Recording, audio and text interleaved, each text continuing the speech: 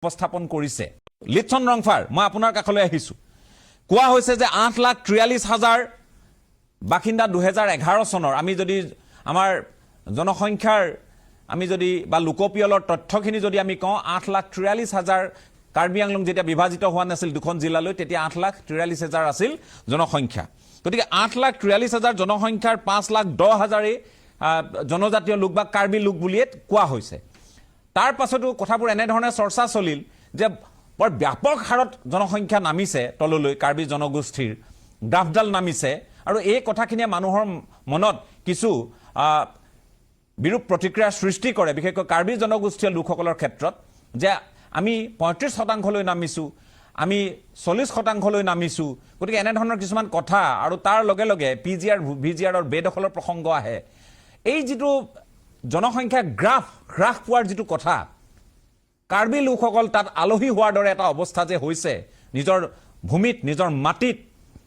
গতিকে এই কথাখিনিৰ পাৰ্শ্বক্ৰিয়াই হয়তো শেহতীয়াকৈ আন্দোলন অনশনৰ জৰিয়তে আপোনালোকে উপস্থাপন কৰিছে আপোনালোকে আজি 4-5 বছৰ মানৰ পৰা কথাখিনি কৈ আছে মই আপোনাৰ ইয়াৰ আগৰ যি আপুনি কথাখিনি কৈছিল ডিফুট আপোনালোকৰ যেতিয়া জনসমাবেশ হৈছিল তেতিয়াও কথাখিনি কৈছিল অতি উস্মাৰে কৈছিল সকলোৰে সহায় বিচাৰিছিল মই আপোনাৰ কাষলৈ আহিছো প্ৰথম কথাটো হ'ল কাৰ্বি জনগোষ্ঠীয় লোকৰ সংখ্যা হ্ৰাস বহিৰাগতৰ সংখ্যা বৃদ্ধিয়েই আপোনালোকৰ এই আন্দোলনৰ মূল কাৰণ নেকি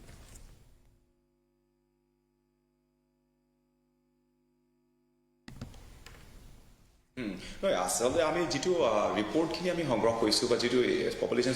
সেন্সাৰ মতে যেটো 56% কিমান আছে হেতু টোটাল অল ট্ৰাইবেল কমিউনিটি মিলি পেলাইহে 56% বা 60% উচৰচৰি হৈছে কিন্তু মুঠতে আপোনাৰ হে 56% ভিতৰত কাৰ্বিসকলৰ জনসংখ্যা মাত্ৰ 43% হৈছে that is according to 2011 population census হয়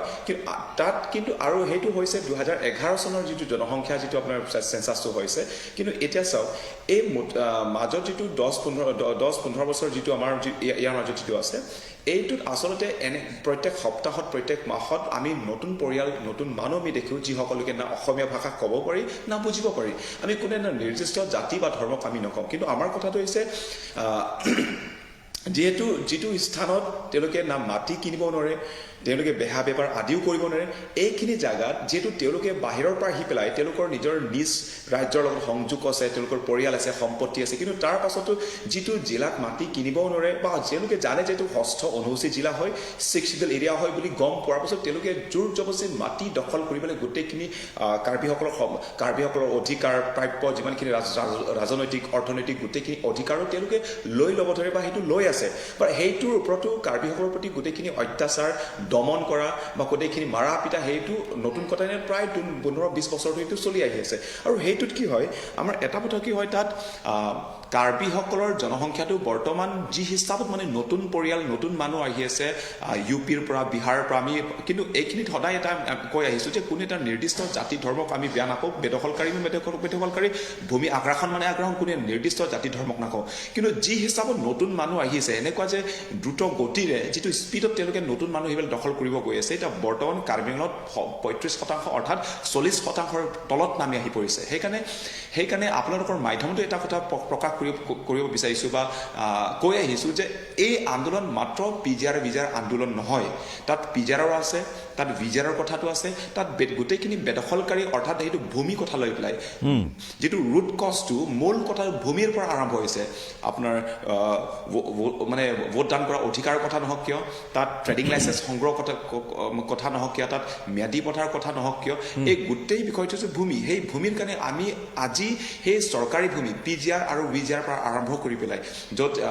চৰকাৰী ভূমি আছে তাত ইৰিগেশ্যনৰ মাটি আছে তাত ফৰেষ্টৰ মাটি আছে তাত সেৰিকালচাৰ এগ্ৰিকালচাৰ স্কুলৰ মাটি আছে সেই গোটেই যিমানখিনি চৰকাৰ ভূমি আছে এই চৰকাৰ ভূমিবোৰ দখল কৰি আজি কাৰ্বি সমাজ বা কাৰ্বি আংলঙৰ জনতা আজি একেবাৰে সংখ্যালঘুত পৰিণত হৈছো আজি যেটো কাৰ্বি আংলং বা কাৰ্বিসকলৰ ভূমি বুলি আমি জানো আজি এই ভূমি কাৰ্বিসকলৰ ভূমি নহয় আজি অনাঅসমীয়া বহিৰাগত লোকসকলৰ ভূমি হৈ পেলাই কাৰ্বিসকলৰ অস্তিত্বটো শেষ আৰু সেই কাৰণে বৰ্তমান যেটো সেই জাগৰণ বৰ্তমান যেটো কাৰ্বিসকলৰ ঐক্য আৰু এই আন্দোলনটো কোনো এটা নিৰ্দিষ্ট সংগঠন বা নিৰ্দিষ্ট ৰাজনৈতিক দলে আগুৱাই লৈ যোৱা বা নেতৃত্ব দিয়া হেতু নহয় এই আন্দোলন সাধাৰণ জনগণে এটো ওলাই আহি পেলাই এইখিনি পৰ্যায়লৈ আন্দোলন কৰি আজি এই দৃষ্টি আমি দেখিছোঁ আজি এই পৰিস্থিতি আহি পৰিছে এই গোটেই